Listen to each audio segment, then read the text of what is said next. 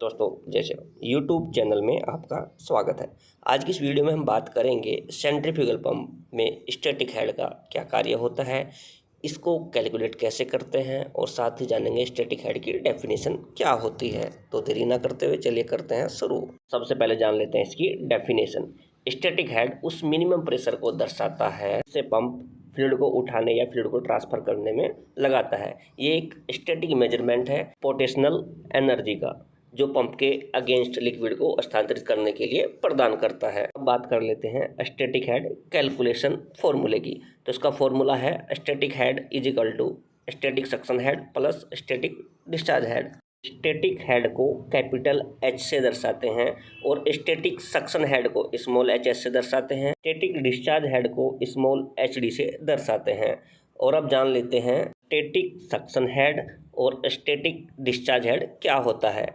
तो static suction head ये vertical distance होता है सक्शन टैंक के सरफेस से लेकर पंप के सेंटर तक का। अगर बात करें स्टैटिक डिस्चार्ज हेड की, ये भी वर्टिकल डिस्टेंस होता है पंप के सेंटर से लेकर जो डिस्चार्ज लिक्विड स्टोरेज टैंक में हम लिक्विड को फिल करने वाले हैं उसके सरफेस तक का जो डिस्टेंस होगा उसी को हम बोलेंगे स्टैटिक डिस्चार्ज हेड। और अब स्टैटिक हेड को कैलकुलेट करने के लिए एक एग्जांपल के जरिए समझने की कोशिश करते हैं। एग्जांपल है, सक्शन टैंक का जो लेवल है वो पंप के सेंटर से 5 मीटर नीचे है और पंप का जो डिस्चार्ज लेवल है वो पंप के सेंटर से 15 मीटर ऊपर है और हमें पंप का स्टैटिक हेड कैलकुलेट करना है। ये वैल्यू को फॉर्मूले में रखते हैं। फॉर्मूला था हमारा static head is equal to static suction head plus static discharge head.